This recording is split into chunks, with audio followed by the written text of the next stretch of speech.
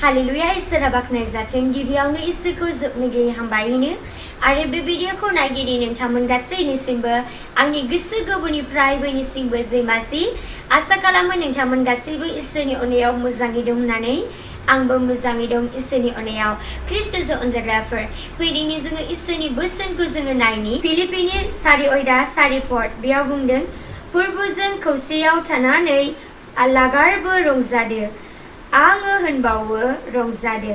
जिसुनि मुङै आमेन इसोरा बाखनाय जाथों ख्रिस्ट'जों अनजाग्राफोर बेसेबां मोजां दिनै इसोरनि बोसोनखौ जोङो फरायनानै जोङो मोनथिबाय मा दिनै नोंथाङा गोबांथार दुखुआव दङ नामा फै दिनै नोंथाङा लागारबो नोंथाङा रंजादो दिनै नोंथाङा